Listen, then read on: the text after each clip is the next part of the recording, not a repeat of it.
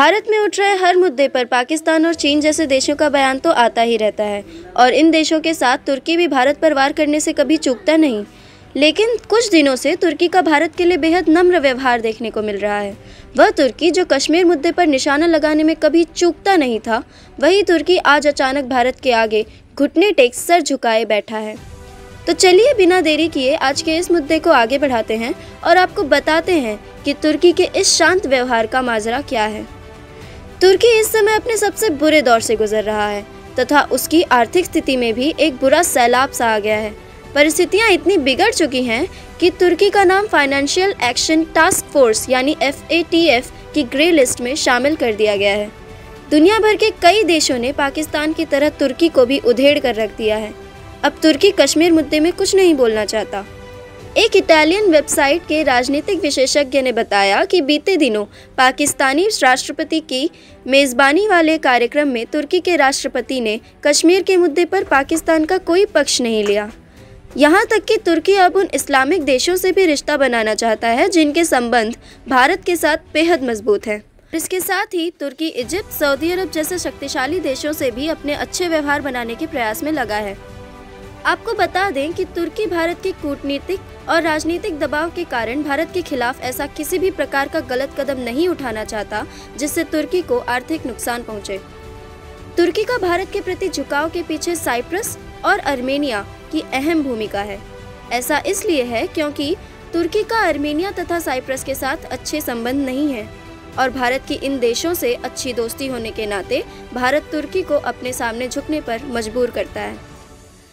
आपको बता दें कि कुछ ही महीनों पहले तुर्की के राष्ट्रपति एर्दोआन ने कश्मीर का मुद्दा उठाया था, जिसकी जवाबी कार्यवाही में कुछ घंटे बाद भारत के विदेश मंत्री S जयशंकर ने साइप्रस का मुद्दा उठाते हुए तुर्की पर निशाना साधा था।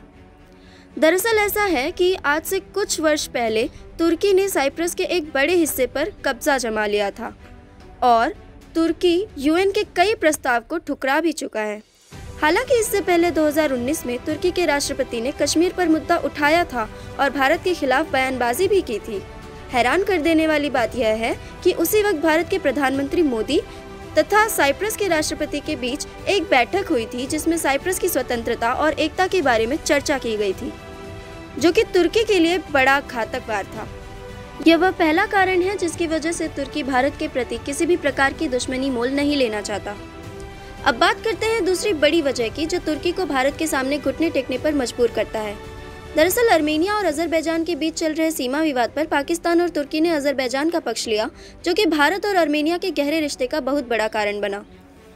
एक तरफ जहां अजरबैजान कश्मीर मुद्दे पर तुर्की और पाकिस्तान का पूरा समर्थन करते आया है, वहीं दूसरी तरफ अर्मेनिया ने इस मुद्दे पर भारत का हमेशा पूरी तरह साथ दिया है। हाल ही में भारत के विदेश मंत्री S जयशंकर ने अर्मेनिया को व्यापार के लिए बनाए जा रहे नॉर्थ साउथ कॉरिडोर में शामिल करने का निर्णय लिया है। यह कॉरिडोर पहले अजरबैजान से होकर गुजरना निश्चित किया गया था।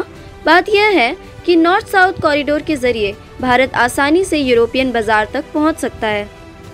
इस कॉरिडोर से होकर भारत ईरान के चाबहार बंदरगाह से होते हुए अर्मेनिया और जॉर्जिया के रास्ते अब यूरोप में व्यापार करने में पूरी तरह सक्षम हो सकेगा। तुर्की अपनी आर्थिक स्थिति में दोबारा सुधार लाने के लिए भारत के साथ अपने संबंध अच्छे बनाए रखना चाहता है, ताकि तुर्की भारत के जरिए अर्मेनिया और साइप्रस जैसे देशों से भी व्यापारिक मामले में अच्छे संबंध बना सके और अपने बिगड़ी हुई आर्थिक स्थिति को सुधार सके। बस इतना ही और यह वीडियो हम यहीं ख़त्म करते हैं। अगले वीडियो में फिर मिलेंगे किसी नए न्यूज़ के साथ। तब तक के लिए आप हमारा चैनल देखते रहिए और सब्सक्राइब कीजिए। धन्यवाद।